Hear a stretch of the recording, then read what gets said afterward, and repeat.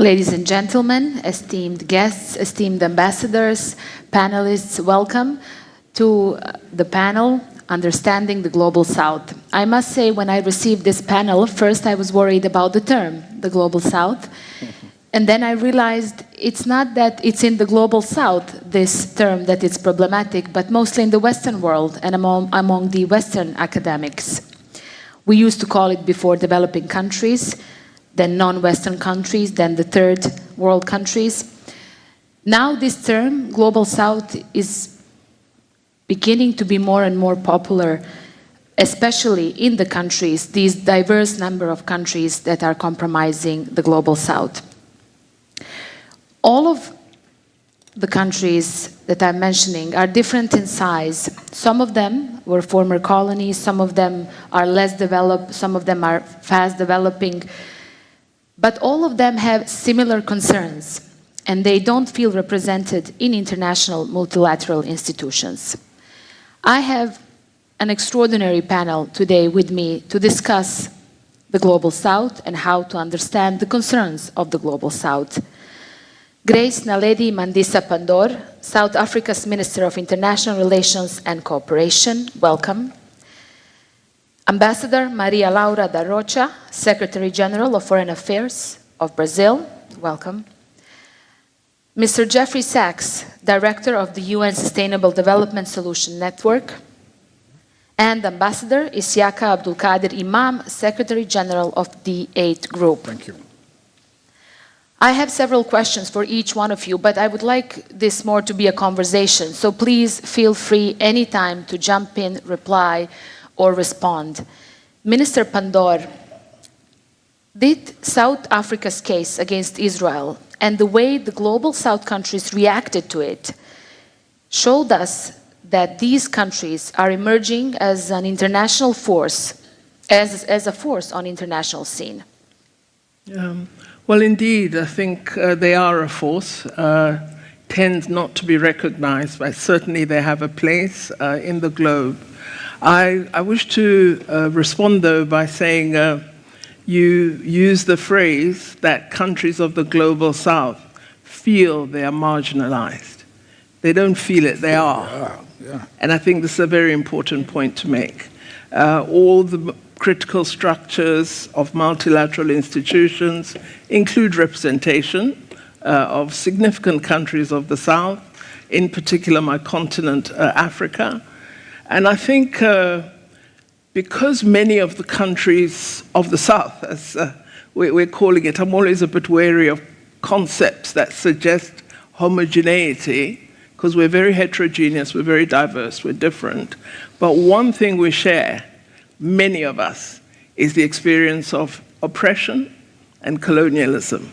And I think it's that which unites us, to some degree, not all of us, behind the struggle of the people of Palestine. Even in my own country, there are very strong supporters of Zionism, of Israel, even among the oppressed, formerly oppressed people of South Africa, who have mistakenly associated the Israeli people with Christianity and believe that this is a religious objection by some. So indeed, it's the support for human rights and our commitment articulated through BRICS recently, our commitment to multilateralism.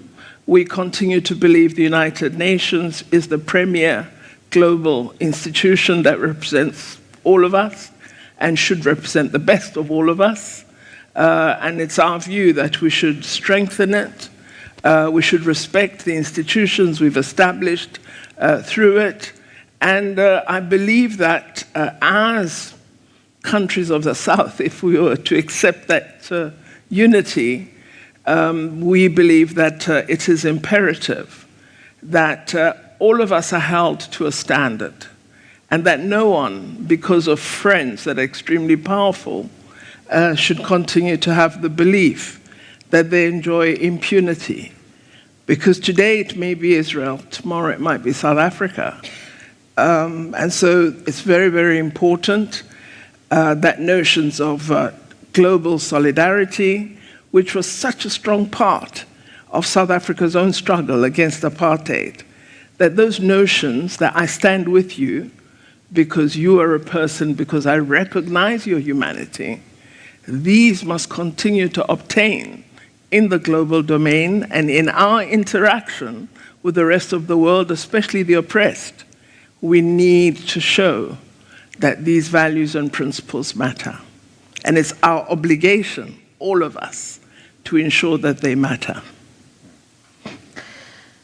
Ambassador La Rocha, what is the main concerns of the global South countries at the moment, and having in mind the geopolitical developments that we are facing?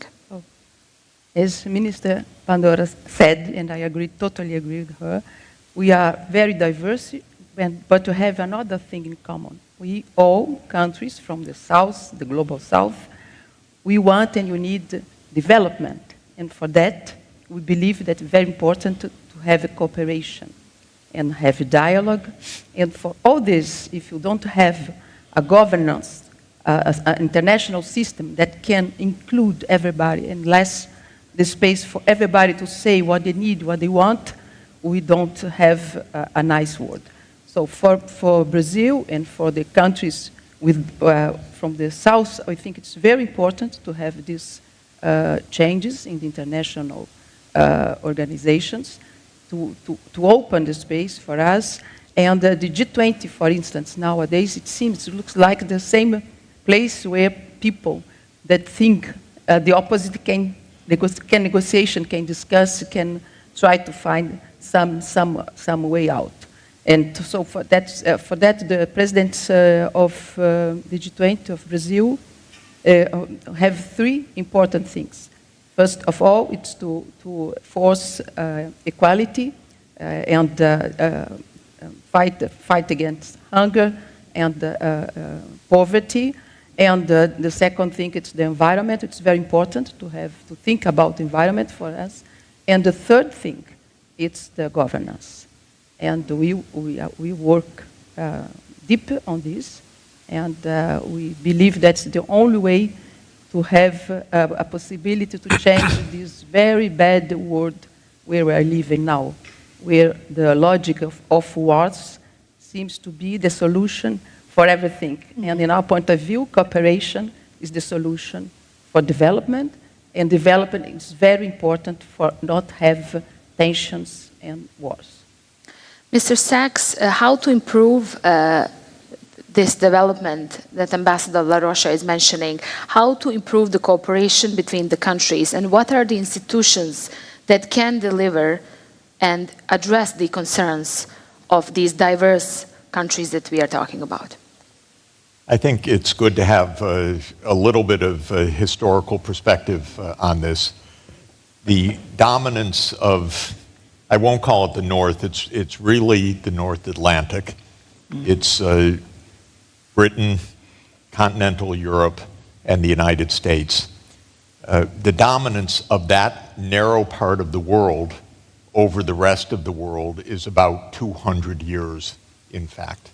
It came mainly with the Industrial Revolution, though there was a long lead up to it in the 17th and 18th centuries.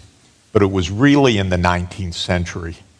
Europe divided up Africa as colonial possessions. Europe conquered much of the rest of the world. Within that group, Britain was the dominant power. It controlled the oceans, it controlled the navy. It was the most violent country in the world in the 19th century by far. It fought everybody. It was quite powerful, and it won most of its wars. After 2 world wars, the United States took over and imagined itself as the new world hegemon. And the U.S. did a few good things. The United Nations was really the brainchild of Franklin Roosevelt, our greatest president. The Universal Declaration of Human Rights was the brainchild of Eleanor Roosevelt, our greatest First Lady and one of our greatest figures in history. But also came the U.S. idea that it should run the world. And this is a very pernicious idea. The U.S. overthrew dozens and dozens of governments. It assassinated any leader that didn't bow down to the U.S. In Africa, Lumumba and many, many others. And then in 1991, when the Soviet Union ended, the United States, even though its relative power was already diminishing because of the success of other parts of the world, the United States went into overdrive of arrogance because it said, now we are the only superpower in the world. And we had a Secretary of State, Madeleine Albright, who said we are the indispensable country, a little bit arrogant for a country with 4% of the world population. We have a President of the United States today who repeats that, sadly, because he lives, unfortunately, in the 1990s, in my view. But in any event, this is a historical phenomenon that is absolutely inappropriate and anachronistic. It's inappropriate because it was never right that there should be a hegemon. Absolutely. But it is anachronistic in that we are truly in a multipolar world, although in Washington they don't understand that because they don't get out enough. They talk to themselves. They're funded by the military-industrial complex. They believe their own headlines, which they pay for. It's very weird. We live in a bubble in the United States. Now, all of this is extremely dangerous because, first of all, the U.S. views every other part of the world as a threat right now because it's a threat to America's image of hegemony, which is an impossible idea in the state of affairs that we have right now. But Americans say, oh, China's a threat. Why? Because they're so big. Oh, Russia's a threat. Why? Well, we started it, this war, by the way. We overthrew a government in Ukraine. We armed the Ukrainians. We did all these things. We never talked to Russia. No, they're the threat. We surrounded Russia with NATO. They're the threat. That's the American mentality. If you're too big, you're a threat. If you don't side with us, you're a threat. If we can't have a military base in your country, you're a threat. But that's leading to wars everywhere right now. So the first risk is the American mentality. Completely out of tune, funded by the military-industrial complex. I know it because I live in the military-industrial complex. That's the East Coast of the United States. They don't pay for me. I get to tell the truth about them. But this is a real issue. The second issue is the rest of the world wants fair institutions. So take the case of the World Bank. It needs a lot more money. What's the problem? Two problems, two related problems. The more money would have to be voted by the members. The U.S. doesn't want to vote more money for the World Bank. Two reasons. One, they don't care about the rest of the world. That's a deep reason. Second, more money for the World Bank would mean a bigger vote for China. Oh my God, how horrible. So this is where we're stuck right now. The institutions that were created after World War II were mildly acceptable to the U.S. because they ran them. But they can't run them anymore. They can participate, but they can't dominate them. And now the U.S. doesn't want to be part of institutions that it can't dominate. So we're really at a moment of truth. Will it be a divided world? BRICS on the one side, the U.S.-NATO alliance on the other side, divided, friendshoring, reshoring. This is crazy stuff. Or will we be a united world, prosperous, peaceful, not fighting, but no hegemon?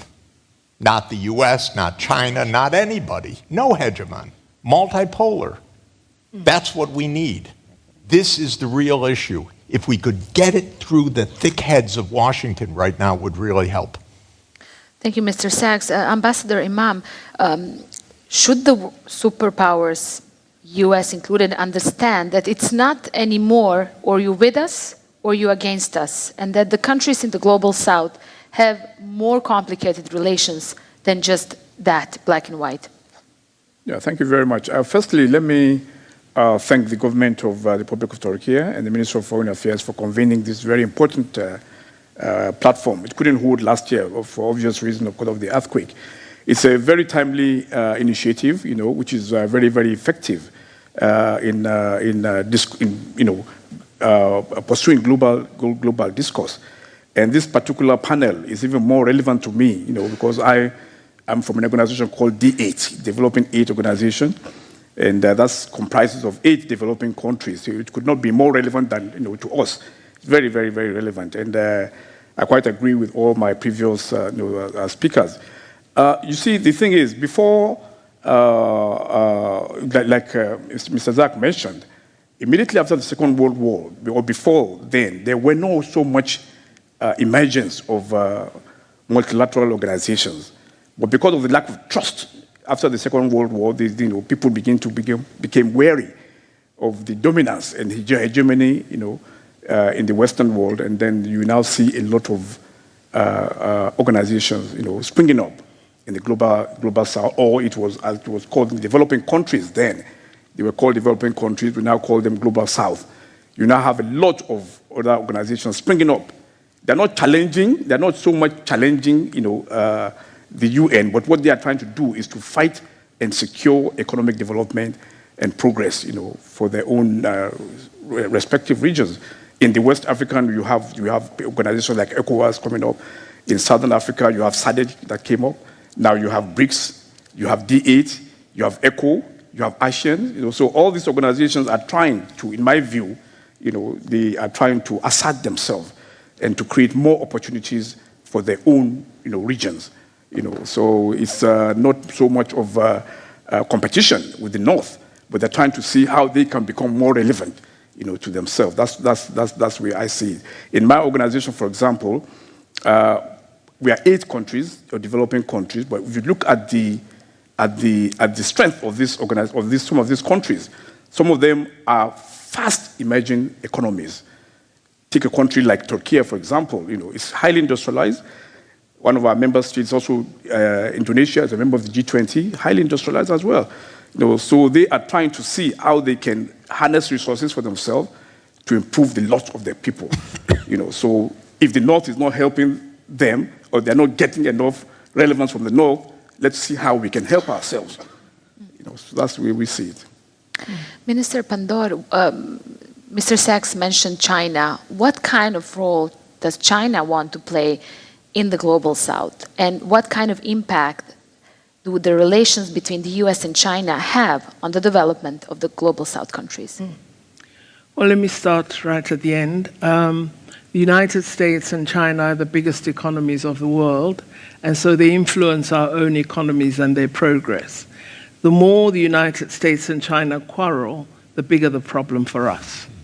And so it's in our interest for them to sort out their business, which I have communicated to both, because it poses a real problem for our countries.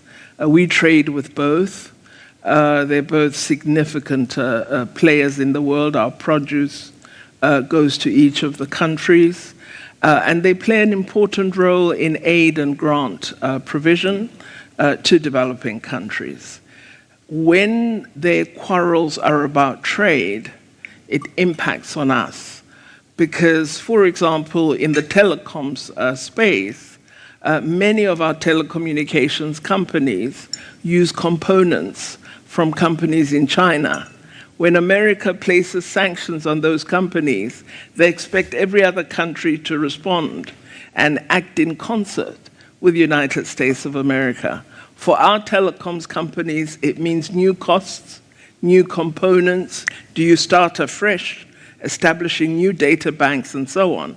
And this impact, the secondary impact of sanctions, is hardly ever thought of by those who impose sanctions. They're very quick at imposition and hardly pay attention to the effect on developing countries. So in our view, the sooner the United States of America and the People's Republic of China arrive at an agreement on how matters of IP, patents, and so on would be addressed, the better for our economies. China plays a very important role in supporting infrastructure development on the African continent, and that is good because it's a key need for trade for Africa. And the United States has played a key role in many, many areas of development. So while I agree with Professor Sachs on some aspects of how he described America, I don't totally agree. There's a part that is a very good friend, and there's another that's a real problem. Ambassador La Rocha, I would like you also to elaborate more on the role of China and my other panelists as well, as I think this is very important question for the countries of the Global South. Nowadays, China is the most important partner, commercial partner of Brazil. But Brazil likes and believes that the multilateral system is better than to have one or another. So we believe that more important than everything is to change the logic of spend money, as Professor Sachs said, on military questions. For instance, now we spend for the aid for assistance 3% of the total of military expenditure. And for the Paris Agreement that we need, all we need to convert our economy to protect the environment, less than 5%. So more important than discuss which country will be the head of the others or will be the leader of the others, we have to enforce multilateralism. It's the only way. This is our view, Brazil views, and I totally agree with Professor Sachs and Minister Pandora. Mr. Sachs, are we seeing a renewed efforts by China to re-engage with the countries in the Global South at the moment? China is always engaged with the developing world. It's been the G77 plus China for a long time. So China's never not engaged. China's Belt and Road Initiative, in my view, is extremely positive and important. It's exactly the kind of connectivity that's needed in the world, building fast rail, renewable energy, 5G networks, port services. It's real infrastructure for connectivity, and that's China's idea. Why did the United States freak out when China launched the Belt and Road Initiative? Not because there was anything wrong with the initiative, but because it wasn't America's initiative. So this is merely game playing. And that's important to understand. China is, in my opinion and my experience, which goes back 40 years of close working relations with China, a very constructive country in the world scene. It is an absolute believer in multilateralism, in the UN, which it knows has played a major role in China's recovery to its current position. I say recovery because China was the world leader for a millennium. If you look back several centuries ago, China has not fought one war in the last 40 years, not a single war. The United States hasn't had a single day of peace in the last 40 years. So when you really look at what's going on, one country is saying, let's cooperate. The other country's building 800 military bases overseas around the world and engaged in nonstop war. Very costly for me as an American citizen because we've spent $7 trillion on wars since 2001 and lost every one of them, by the way, which is aside the point because they were all misguided. So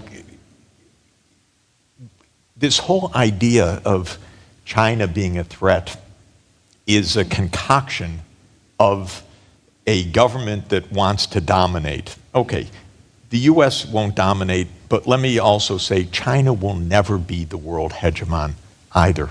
There will be no hegemon in the 21st century. You look at the numbers, the data, the power, the politics, the population, no hegemons. China will peak at about 20% of world output. That's a lot, but not enough to run the world. And why will it peak? Its population is now starting to go down. It's going to go down actually quite a bit. It could even go down below 1 billion as the world population reaches 10 billion. So it could fall from nearly 20% of the world population to even 10% if you look at the UN population statistics. So the idea that this is a fundamental threat is completely wrong.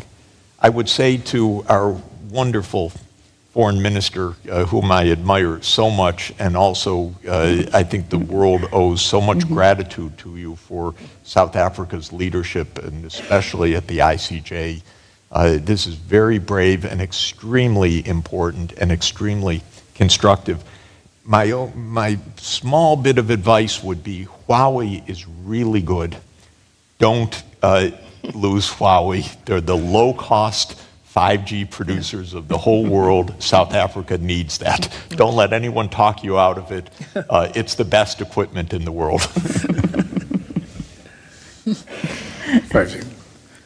Thank you very much. If you look at China's dominance, it's in the global south, even in the north.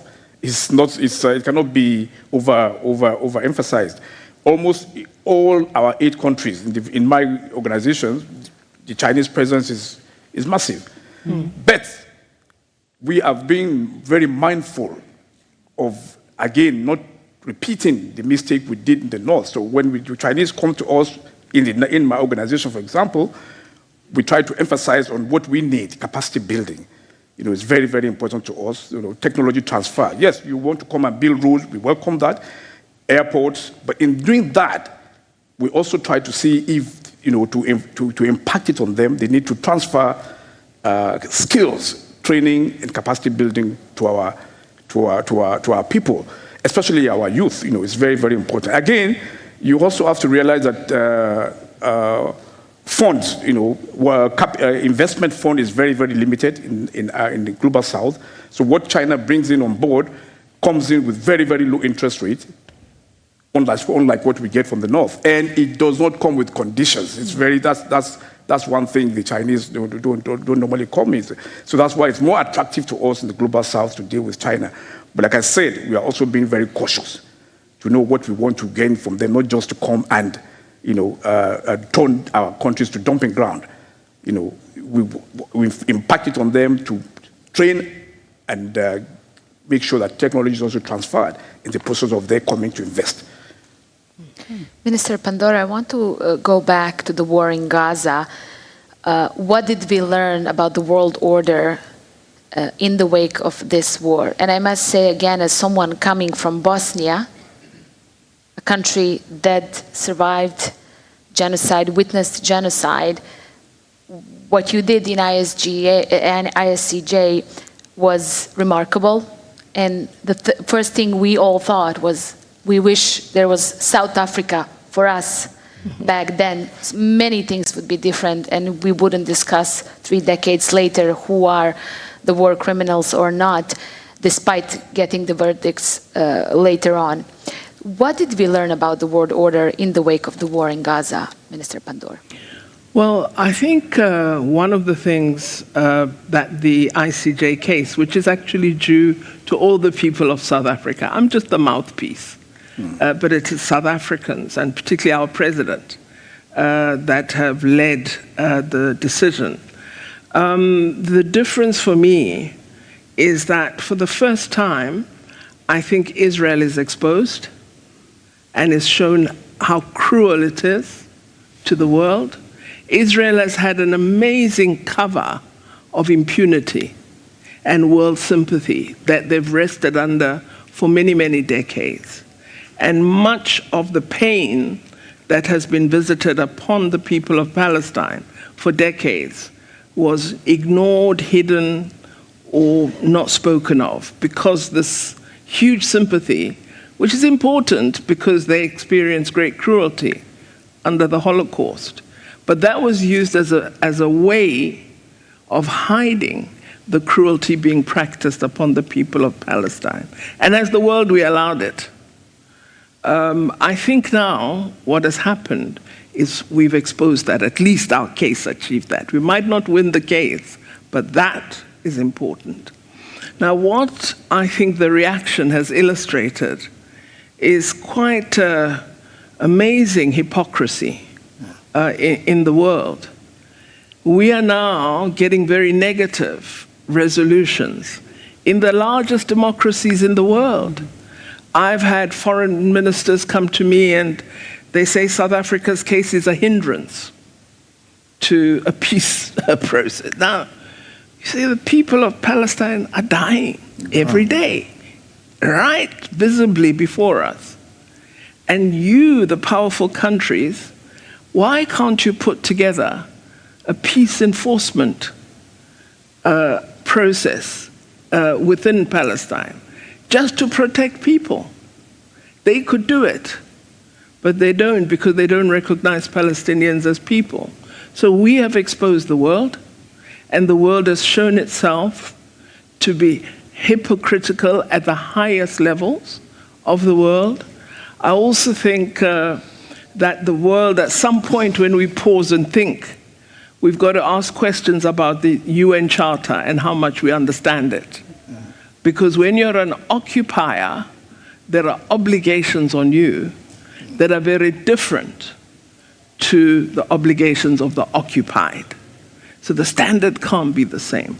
So there have been, I think, many pointers to how unequal the world is, to the double standard that is exercised in terms of our belief as to who should enjoy rights. While we have the Universal Declaration of Human Rights, it's very clear that we believe these belong and attach to some and not everybody. Because if we believed that all of us are due access to these rights, we would conduct our political practice and foreign policy very differently. We have, in our parliament, members of the opposition, some of whom are very supportive of Israel, ask me, why are you not taking Russia to the ICJ? So I asked him, why didn't you take Prime Minister Netanyahu to the ICC? I've referred it to the ICC. When there was a referral on President Putin, there was an immediate issuing of an arrest warrant. Our referral is months old. There's nothing. No action whatsoever. How come? Why are Ukrainians considered more important than Palestinians? So, for me, what has happened with the tragedy in Gaza is the world is exposed as being totally without a sense of equality of human beings. Pastor Roger. Very good.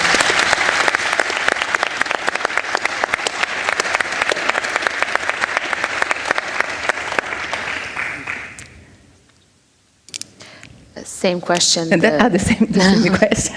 No, after talk something about her, she said everything I would like to say. But it's important to note that the Security Council, United Nations Security Council, didn't work at all. Yeah. And this is the tragedy, because it seems that you have a system, but we really don't have.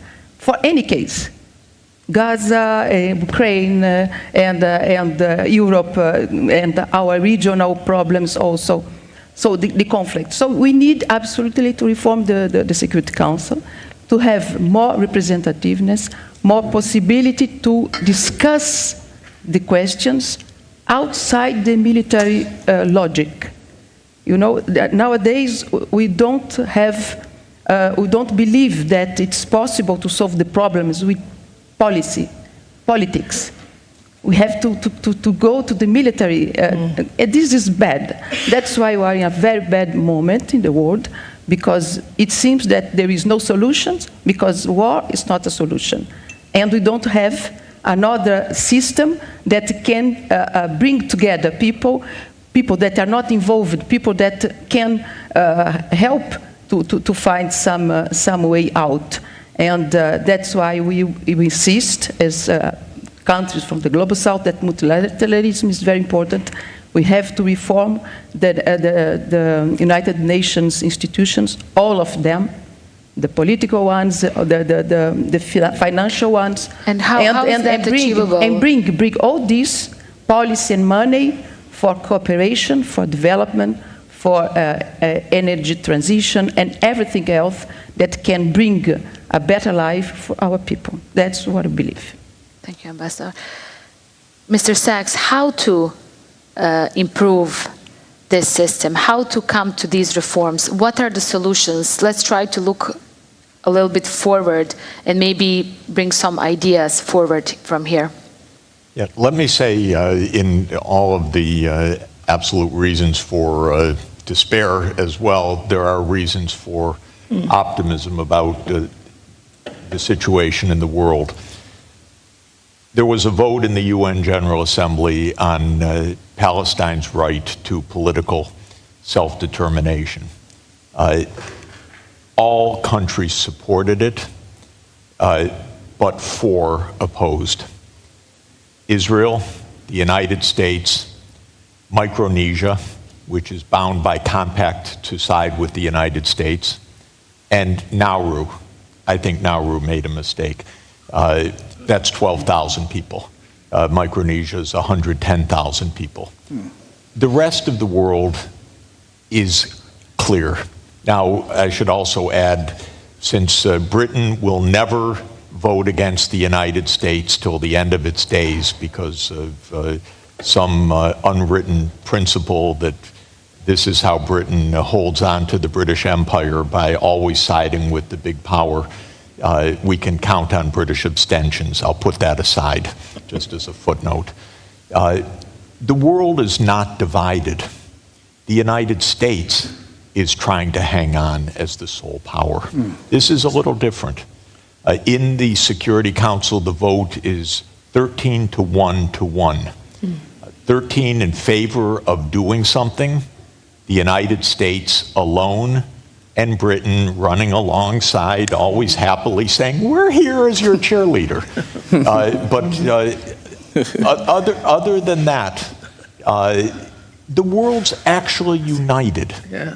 We're not in a despairing situation where the world's crazy.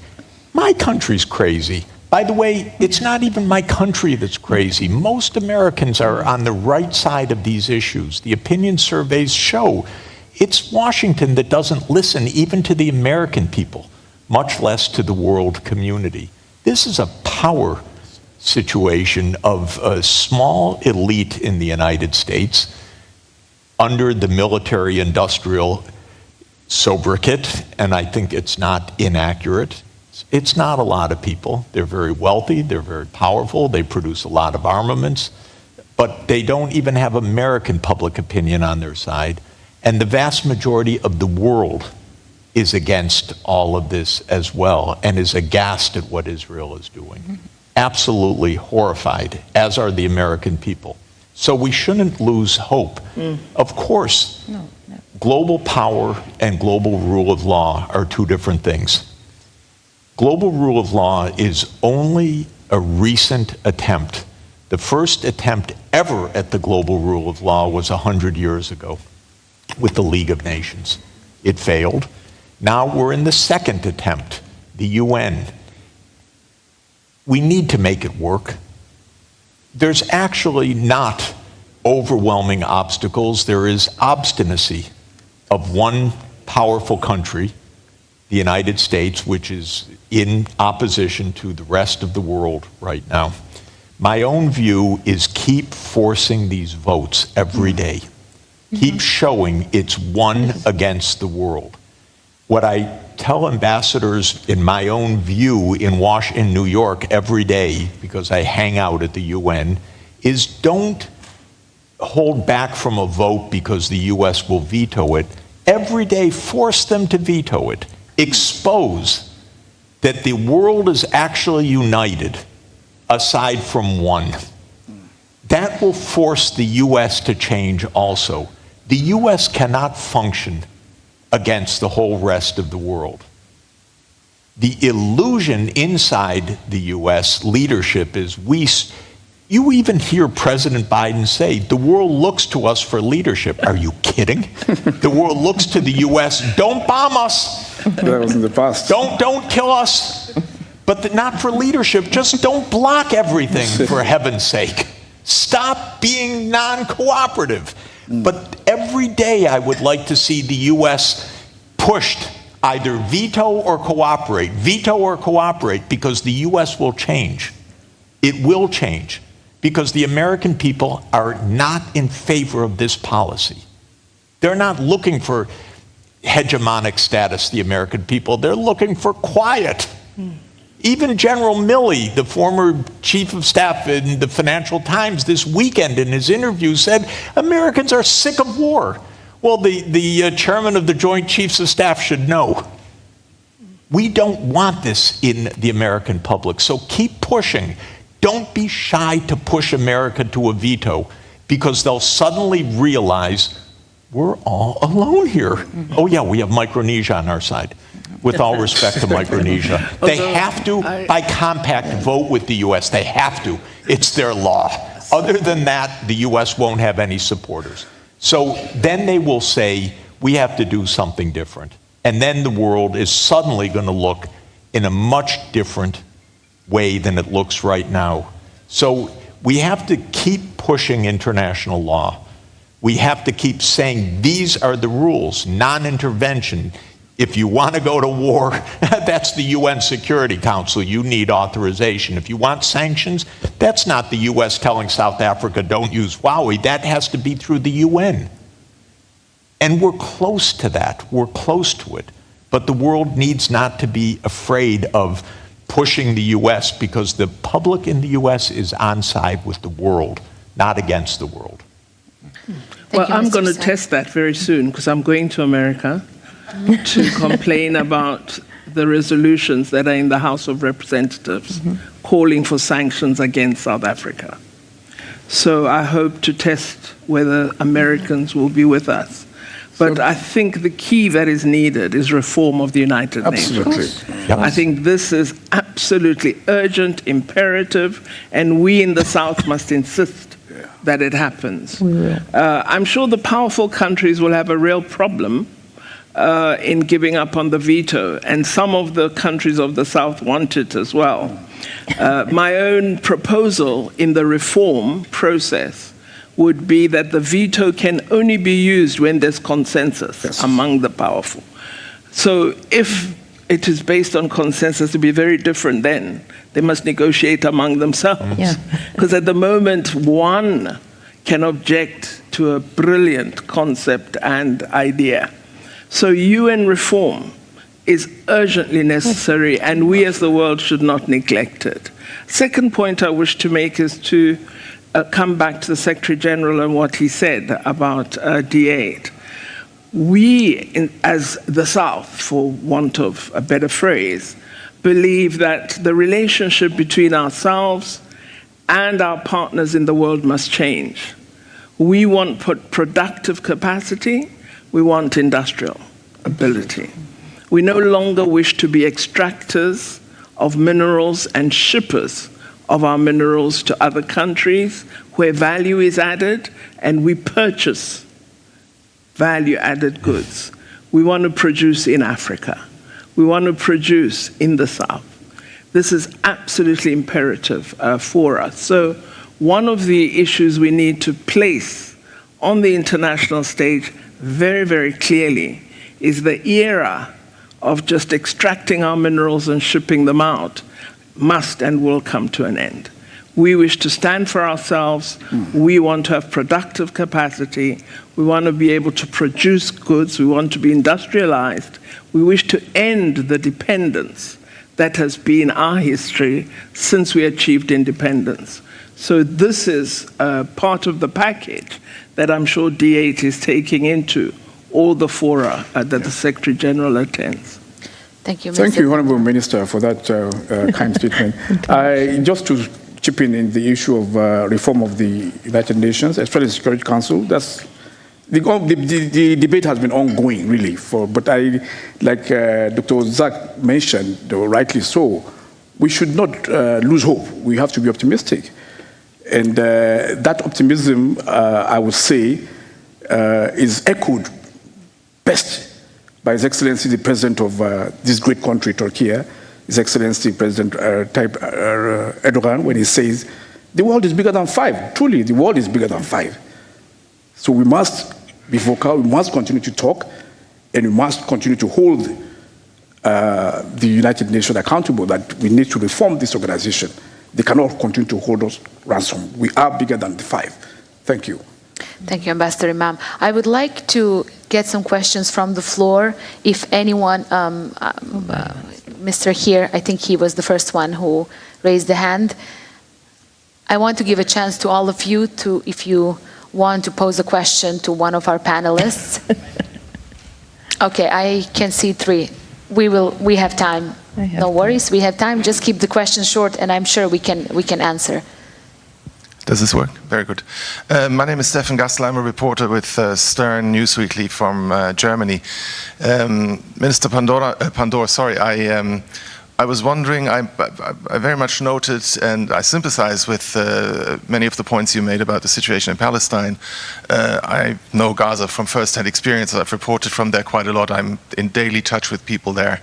And the tragedy is immense, even though I think on an individual humanitarian level, which is what politics, to my mind, should never lose sight of, the individual consequences to the people affected by the Hamas attack on October 7th are equally devastating. My question to you is, you started off the conversation by pointing out that everyone should be held to one standard. And there was more that was said in the conversation about power versus the rule of law. I was wondering if you could bring to this, if you could bring this argument to bear on the situation in Ukraine, with regards to the war crimes being committed there.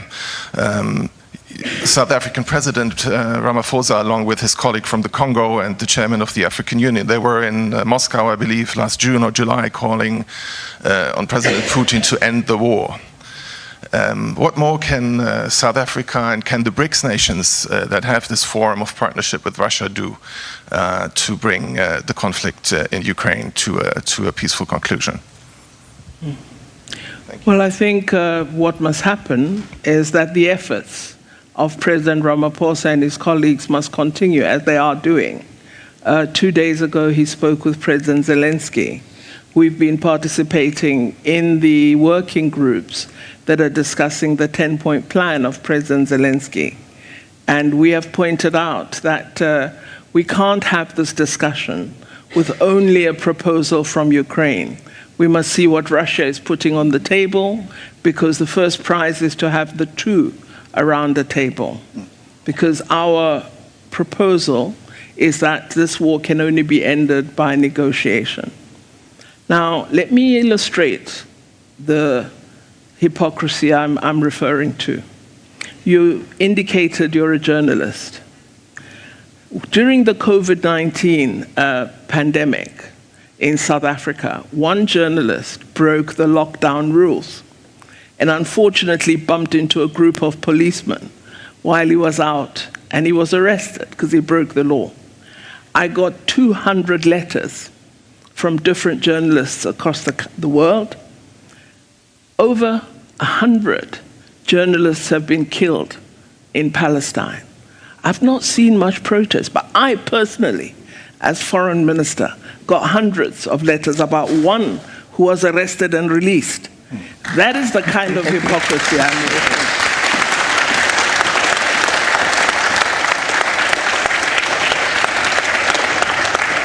Mr. Sachs. I wanted to say something about how the war in Ukraine can end.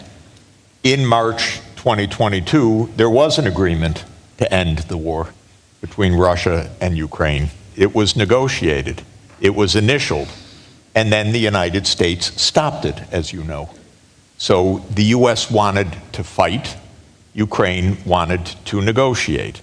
But the U.S. calls the shots, and the U.S. and Boris Johnson went to Ukraine and said, no, we don't accept neutrality for Ukraine. This must be NATO. That was a command from the U.S. and UK, not from Ukraine. Of course, you will not read this in the New York Times each day, but you can find this in 1,000 places now on the media. And this is all well understood. And this happened in Turkey with the outstanding diplomacy of this country. They mediated that agreement. I flew to Ankara to get a detailed briefing of this. Ukraine walked away from the agreement because the United States told them to. We should understand what this war is about. This is a war over NATO enlargement, pure and simple. It started with a U.S. coup against the president of Ukraine in February 2014, a standard covert regime change operation, overthrowing Yanukovych, putting in a government that wanted NATO enlargement rather than neutrality as Yanukovych did. And it has been 10 years, and the U.S., even the New York Times ran a story about the CIA missions over the last 10 years in Ukraine. This is a U.S.-led effort to put U.S. military into Ukraine. Russia will not stand for it. The war will go on until the truth is recognized, and the truth was recognized in March 2022, but the U.S. stopped it. So the war stops when NATO enlargement stops. It's quite simple. And by the way, 4 generals of the German Bundeswehr, as you know, yesterday were exposed on tape talking about blowing up the Kerch Bridge in Crimea. My advice to the German people is don't get into that.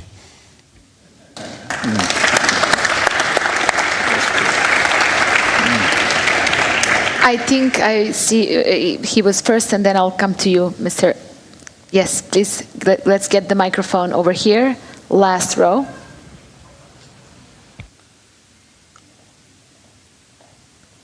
If we can just keep the questions short, we have around 7 minutes left. Thanks for giving me the floor. I want to ask my question to Mr. Jeffrey. We have seen through this conflict, I'm here. Yes. We have seen through this conflict that the Security Council is not able to give enough solutions or to implement the ceasefire in the war between Gaza, between Palestine and Israel. So isn't it time to rethink the shape of the Security Council, but also the veto system? Thanks. The what system? Veto system. Yes, of course. I think we all agree. This veto system is broken. It was put in place in the UN Charter in 1945 by the United States. And now we are nearly 80 years on, and it's broken. How practically to change this while strengthening the UN? First, we have a summit of the future at the UN in September. This is a great opportunity for the world to say, stop this nonsense of one country blocking the will of the world. So we have an occasion coming up, September 22, 23, where the world can express absolutely strongly the need for a fundamental change so that one country, even the host country, cannot stop the sentiments of the entire world. But my practical advice, as I said, in view of where we are right now, is every day push the U.S. to a veto, it will become very painful for one country to be standing against the will of the world. They will relent. I know it. But you have to keep pushing for the right thing. And since the world is aligned on the right thing, I think that this will work. Thank you, Mr. Sachs. We'll take one more question. Thanks. My name is Tural. I am the member of Azerbaijani Parliament. I am coming from the region of South Caucasus. You know, this is a very complicated region in terms of geopolitics. We are surrounded by big powers, nations like Turkey, our strategic ally, Russia and Iran. So what I am trying to say, being a person who was born in Soviet Empire, and after the dissolution of the Soviet Empire, we used to call it the prison of nations, of course. And we were hoping and expecting that after the dissolution, we will see the end of the nexus of confrontation between the East and West. But unfortunately, later now we are seeing the nexus of confrontation is being transferred from being West versus East to North versus South. with the global North aggressively coming against global South. My question is, like we are speaking today here, new lines of division are also being drawn in the South Caucasus. For example, let me give you a fact. France in the European Union is coming against Azerbaijan. France is now trying to export its elements of neo-colonialism, aggressive foreign policy against Azerbaijan because we don't want to live according to the French rules in our own country. So my question to all of panelists would be how the global South would contribute to the regions like the South Caucasus, which are located somewhere in the middle, to confront these challenges. And my second question is that I am hopeful that we will enter to the world of post-American hegemony, as we have witnessed the dawn of Pax Britannica. Of course, there will be Pax Americana. So how in this new world order, as the newly emerging power of the Turkic organization of Turkic states can cooperate with the global South, with the main drivers of the global southern countries? Thank you. Any of the panelists would like to take this question? I think it's a really complex and difficult question. But there's a danger in all of us forming a whole lot of different organizations, because then I think we accentuate the differences rather than build a common humanity, a shared set of ideals. So I really think that the issue of multilateralism is extremely important. The best place to debate global issues is the United Nations. I think we must strengthen the UN. We should support it. No country should be dominant within it. And all of us should execute our obligations to the UN. Often it fails because we deny funding. And then those who have power have influence on how it conducts its work. So I really think that making preeminent multilateralism is extremely important, and that even as we meet as different regions of the world, we should make every effort that at some level we all meet in one room. I think there's a real danger if we begin to so divide that you'll have a whole lot of cultural and other chauvinisms emerging.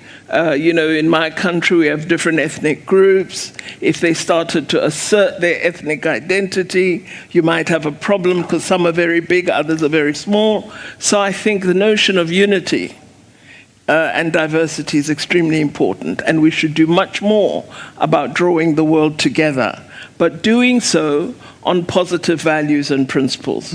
For me, that is what is critical. And for us as nations to ensure that our nations are able to survive, your best bet is democracy. It's your people and their attachment to that practice. If you try and deny South Africans their freedom today, I think they'll gather together no matter how different we are, and they'll make sure you don't achieve that. So making people love freedom and understand democracy is extremely important. It's a challenge to leaders, though, because democracy is painful. You don't get your way all the time, but it's the best value that you have, the best practice in a society. So let me stop my preaching. But essentially, global. I like it very much, Minister. Okay, let's take two more questions. And unfortunately, I don't think we have more time. Mr. here, and then a lovely lady here. So. Thank you very much, Ambassador Engin Oba. It was a wonderful discussions, but I think the real questions for an expert in international relations would be this question: how Global South could become an institution and could play a role in international politics, and its weight will be felt. I can tell this, how, for example, the Global South could become an organization like the non-aligned countries during the Cold War? Thank you. Thank you, Mr. Sachs. Yeah, I think it's important, count the votes to understand this. The rich world, if you want to call it the high-income countries, or let's take the North Atlantic countries. The U.S. has 330 million people, 335 million people. The European Union has 450 million people. Britain, another 50 or so million people. We're talking about 10% of the world population only in what was the group that ran the world. When you talk about the global south, take the G77 plus China, for example. That's 134 countries with 80% of the world population. You've got the votes there. You've got the economic weight there. Consider the BRICS. The original 5 BRICS have 32% of world output at purchasing power parity compared to 30% for the G7. If you add in the 5 new BRICS members, it's 37% of GDP compared with 30% of the G7. There's no shortage of power and influence. Of course, it's a matter of finding the voice, but there are plenty of venues for the voice. The BRICS is a very important grouping and a very constructive grouping, in my view. The G77 plus China is a very important grouping and a very constructive grouping. Count the votes, go for the votes, use the UN as the venue to take the votes, and make clear to this 10% of the world, get over it. You ran the world for 200 years, it's done. Now the world is going to be operating on a one person, one vote around the world. It's not going to be run by 10% of the world population anymore. This will change very, very quickly. Just let's make sure we don't blow ourselves up before the change occurs. And we, I mean my own country and a couple of others, to stop and be told by the rest of the world you cannot continue these wars anymore. Thank you, Mr. Sachs. One more question. Okay, thank you. I'll be very brief with my question. So I'm a student, and since we have a representative from Brazil, I would like to ask a question about the national development, because as far as I know, the former president Bolsonaro had a plan for the Amazon rainforests.